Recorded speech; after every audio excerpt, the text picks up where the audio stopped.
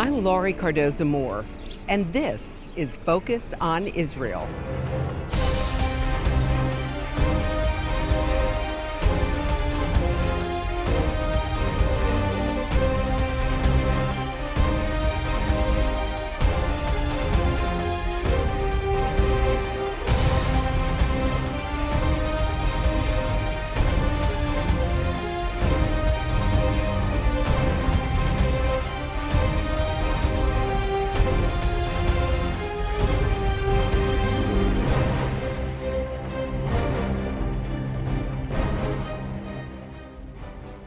The new wave of global anti-Semitism is reaching into every corner of society and social media.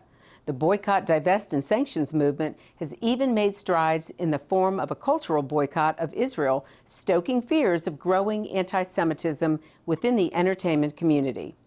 Entertainers such as Roger Waters, Lorde, and Miss Lauryn Hill have endorsed the boycott campaign, while many others, including Helen Mirren and John Bon Jovi, have condemned it. Are artists a driving force in rising anti-Semitism, or are they being used as pawns to spread hate? Does Hollywood legitimize anti-Semitism? Thank you for joining me today on Focus on Israel. I'm Laurie Cardoza-Moore, founder and president of Proclaiming Justice to the Nations, a nonprofit organization dedicated to educating and sharing the message of Christian biblical responsibility to the people and land of Israel in the face of a growing global anti-Semitism. PJTN was birthed to stop the silence and alert Christians and all people of conscience to the reality of a world set on destroying Israel and the Jewish people. Since 2005, PJTN has fought against this hate and will always resist those who stand against the plan of God. Boycott activists recently worked unsuccessfully to stop the Eurovision Song Contest from being held in Israel. Thankfully, there's an organization that fights against this hate-driven agenda and educates entertainers and entertainment organizations about what BDS truly stands for: the destruction of the Jewish state. Liberate Art fights the cultural boycott campaign against Israel and connects members of the entertainment community with Jewish and pro-Israel organizations. Lana Melman heads up Liberate Art and is a leader in combating the cultural boycott against Israel. A 20-year veteran in the entertainment industry, Lana has spoken with over 1,000 artists and/or their representatives and was instrumental in preventing numerous cancellations of scheduled concerts and tours in Israel. She recently circulated a statement in support of Israel's right to defend herself, signed by over 300 Hollywood luminaries, including Arnold Schwarzenegger, Seth Rogen, Kelsey Grammer, Sylvester Stallone, and Sarah Silverman. She also hosted a celebrity anti-BDS panel discussion featuring musician Alan Parsons.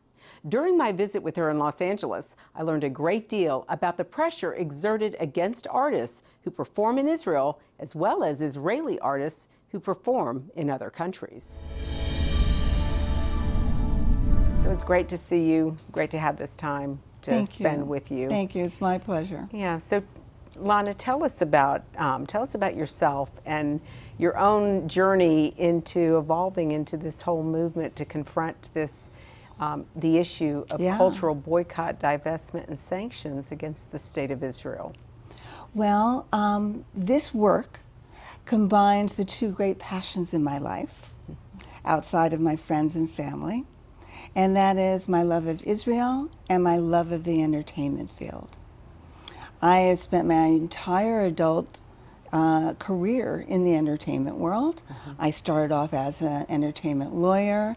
I worked as a business affairs negotiator. I was a creative executive at both the network and studios, and I also wrote and produced. Wow.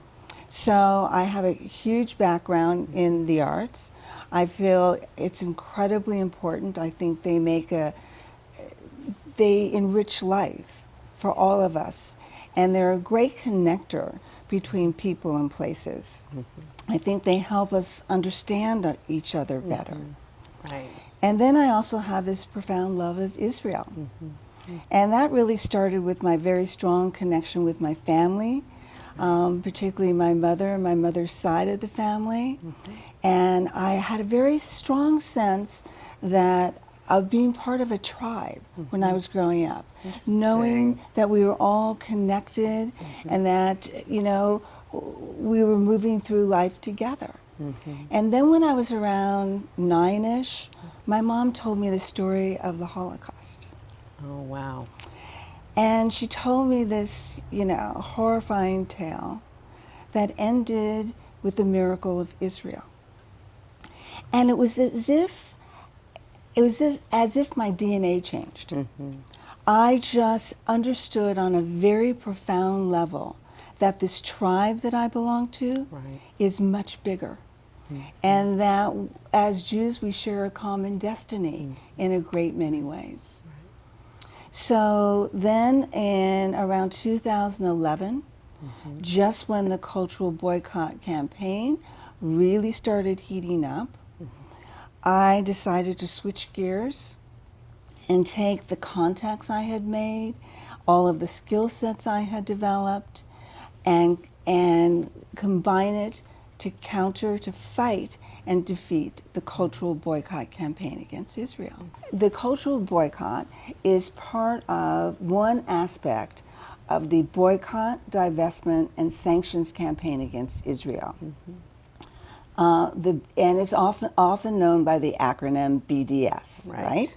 Okay, so B stands for boycott, and these people are advocating for an economic boycott of Israel, academic, cultural, and sporting competitions.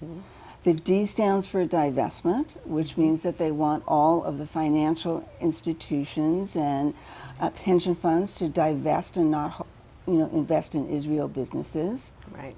And then there's sanctions, which is something that you are very much aware of, and where they're advocating for international forums to single out Israel for sanctions, right? The Democratic Liberal Society of Israel for sanctions. It's outrageous. Right.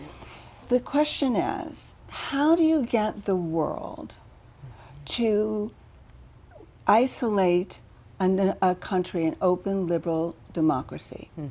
And their goal is to demonize Israel to such an extent that the world feels justified in isolating it and turning a blind eye at its destruction. One of the things that all dictatorships have in common is that they all try to control the distribution of art, right? Interesting. Because that's how they control thought. And artists need two things to thrive. They need the freedom to create, but also the freedom to share.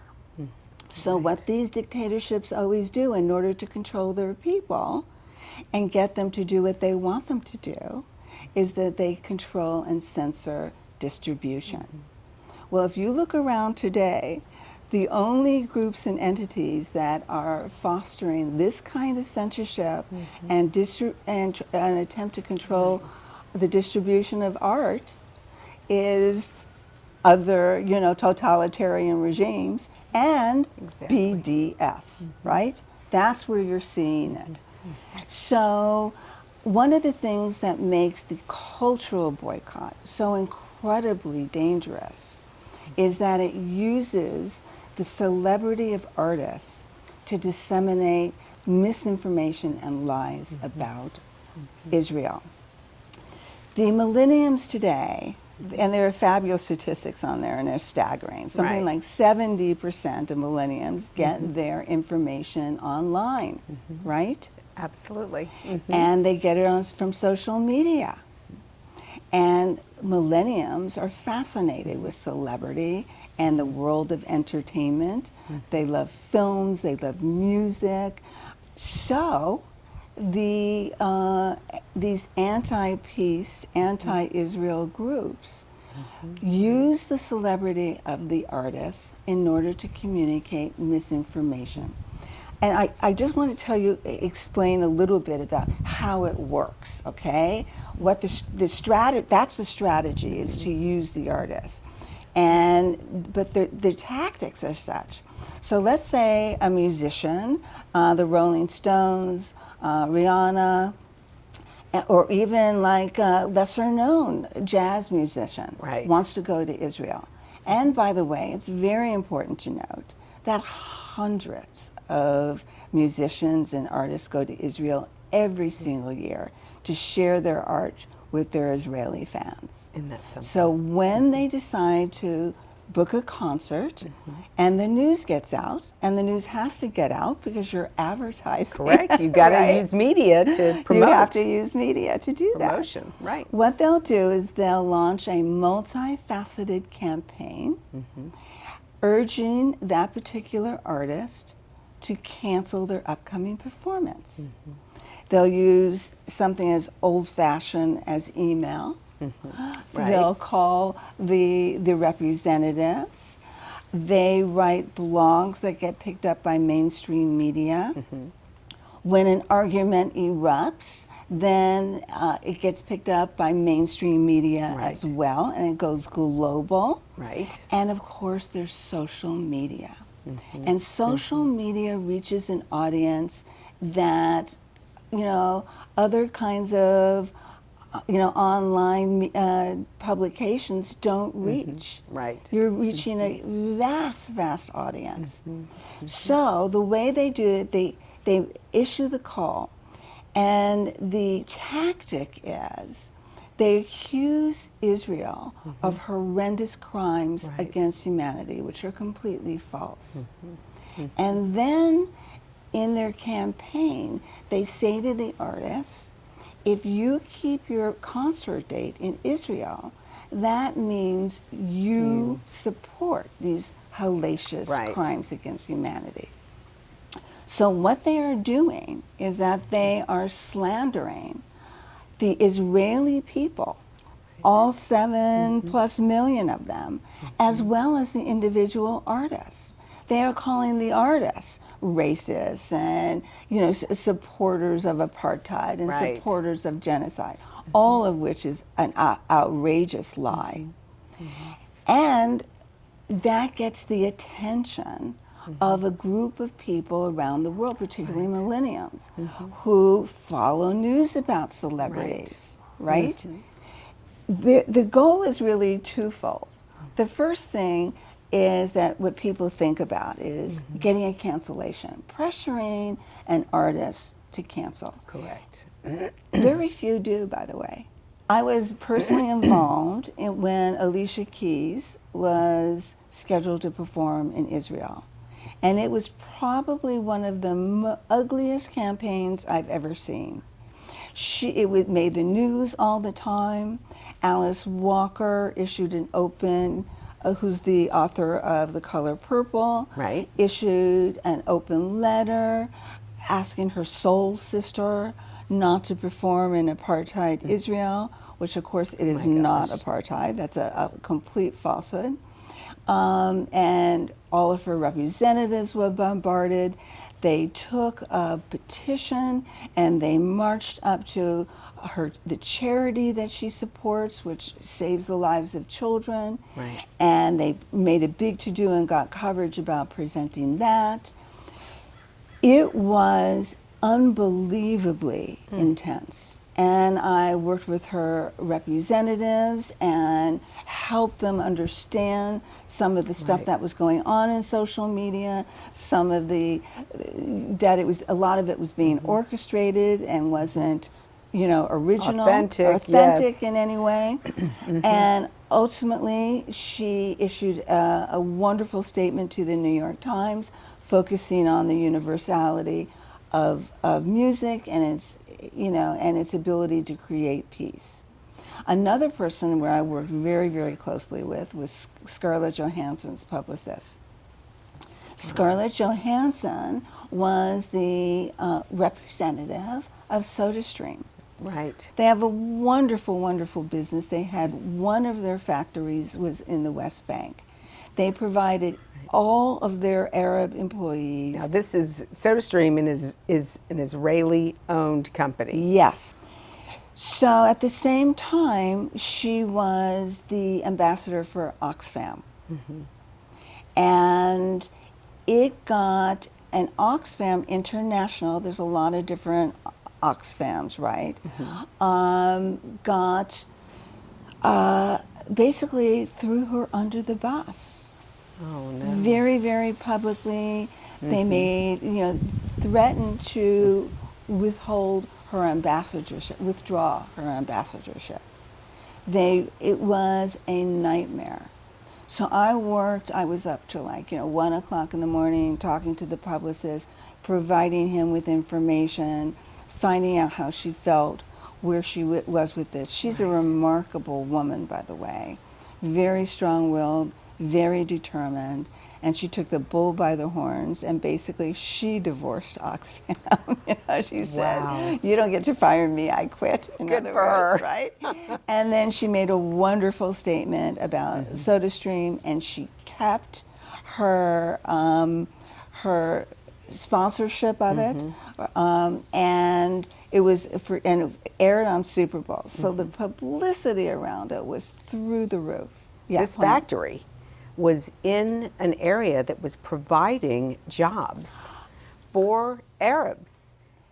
Talk a little bit about that. Great jobs for Arabs. They were integrated in all levels of the company, from the highest level management. Right. They were the best paid people in the neighborhood. They had plentiful jobs. Transportation was provided for them. It was kind of like the exact role model of what the world claims it wants to see. Arabs and Jews working side by side in friendship and working together to create this environmentally wonderful product. And yet it didn't matter.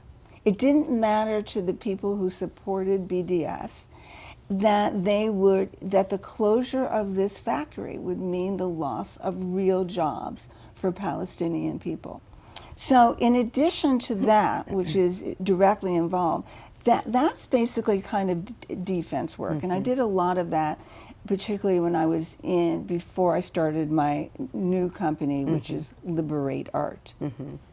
And what I do now, I very much go on the offense. And I provide a platform for artists and celebrities to speak out about their support of Israel and their stance against BDS. So part of what I do is I change the conversation and invite people to examine the morality and ethics and the impact on them personally of the BDS tactics. And there are lots of musicians and artists of all kinds who find this repugnant, and they need a platform to speak out. So one of the most recent success stories for Liberate Art is that we created and put together the first ever celebrity anti-BDS panel. It was fantastic. We had major icons from feature films. We had Alan Parsons, who was personally attacked by Roger Waters for going personally and publicly attacked by Roger Waters for keeping his date in Israel. We had an actor, a very well-established actor, Mark Pellegrino, come. We had an Israeli musician, and we had one entertainment lawyer, because I thought there was a good perspective. But it was really a platform for them to speak out. I have videotaped artists making statements. And one of the ways that's so important for Liberate Art to grow is to get the funding and support to make more of these videos of more and more popular artists going on camera and answering these questions straight on, expressing their feelings. And it's very important for people to know that very few artists support the boycott. I want to take you to Israel in pictures and film. I want you to see how God's sovereign hand can be seen before our eyes right here in this land. That's why PJTN is offering a special anniversary package that includes a captivating new book and award-winning DVD. Israel Rising is a unique visual story of Israel's miraculous journey from unforgiving desert to thriving nation. Thousands of years ago, the prophet Ezekiel foretold a future time in which the arid land of Israel would come alive for its people. Now this breathtaking book documents the fulfillment of this vision, as rarely seen photographs from the 1880s to the 1940s are juxtaposed with recent photos of the same locations. This book will inspire and captivate you as it illuminates Israel's foretold awakening in a new and unforgettable way. In addition, you'll receive the award-winning documentary, Israel Indivisible: The Case for the Ancient Homeland. This inspiring film examines the many political twists and turns that make Israel the world's most controversial nation. From Abraham and the Promise to the issues facing the Jewish state today, the film examines the historical, archaeological, legal, and biblical foundations for the modern state of Israel. This is a limited time offer for these two remarkable resources for just a one-time gift of $70 today. Your generous donation will help ensure that PJTN stays on the front lines and in the headlines of all the important issues facing Israel and our Jewish brethren. So please go to pjtn.org today. From studying history, it's very clear that what starts with the Jews never ends only with the Jews. We must strongly stand against any anti-Semitic trends, for if not stopped, they'll cause harm to all of us, and we'll witness the downfall of our Judeo-Christian Western culture.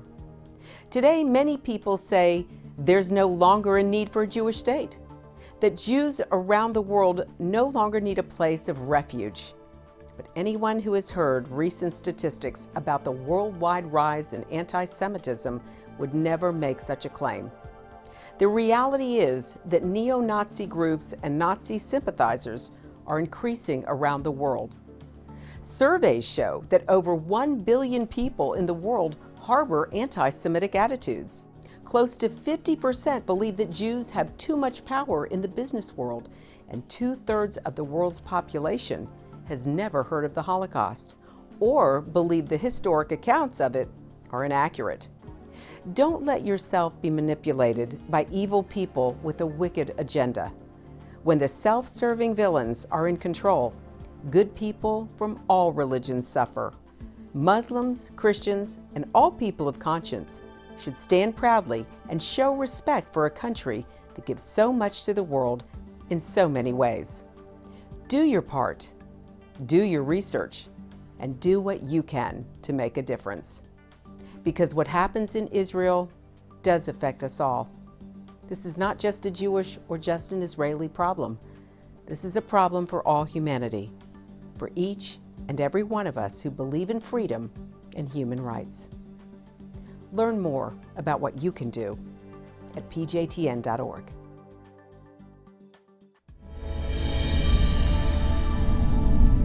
You know, speaking of this cultural battle with BDS, the one group that seems to be most affected or being targeted toward is our millennials. You know, my heart goes out. They are just being so misguided. Mm-hmm. And, you know, God forbid they prevail in any way, and the millennials have any small part in this.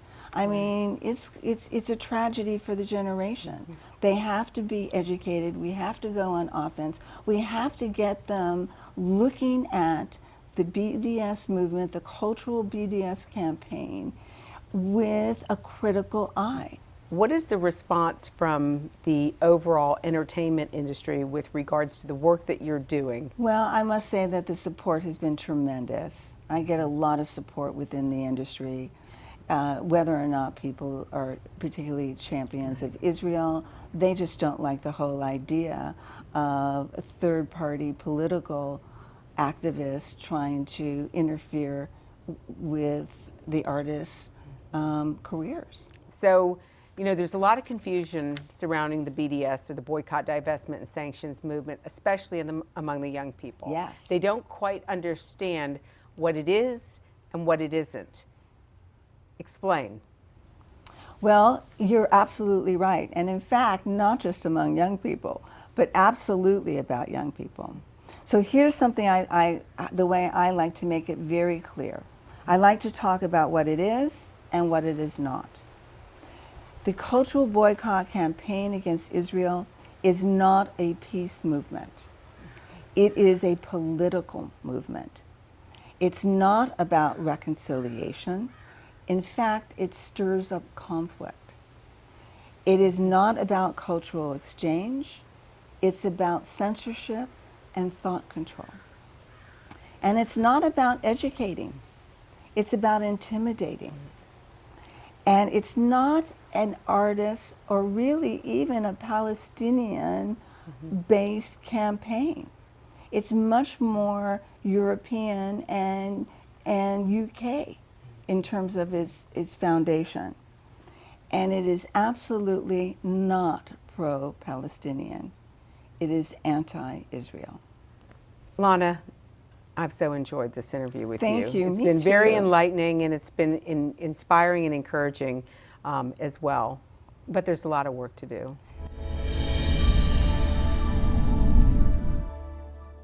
Well, that's our program for today, and I want you to know we appreciate your support. The time to take a stand is now. Be a leader in your community and in your church. One person can make a difference. Get involved with and support pro-Israel organizations such as PJTN. Call your senators, congressmen. Let your elected leaders hear from you. Visit our website to learn more. Sign up to receive free action alerts and order our films to share with family and friends. Please encourage everyone you know to tune in and become informed. If you're interested in starting a local PJTN chapter to combat anti-Semitism in your community, please contact us at info@pjtn.org. God bless you, and thank you for all you do on behalf of our Jewish brethren and all Israel. We'll see you next time on Focus on Israel. To support this program, send your tax-deductible gift to Proclaiming Justice to the Nations, P.O. Box 682711, Franklin, Tennessee 37068. You can also support PJTN online. Visit pjtn.org or call 1-877-873-9020. Anti-Semitism has reached epic proportions, and Israel is now surrounded by nations who seek its destruction. For Israel to lose just one battle would mean losing everything. As Christians, it is our biblical responsibility to stand with our Jewish brethren and Israel. PJTN needs your help to reach more Christians with this urgent message. Please visit our website to become a member today and order our award-winning documentaries. You must decide that you won't be silent. Sign up now at pjtn.org. God bless you, and thank you for your support and prayers.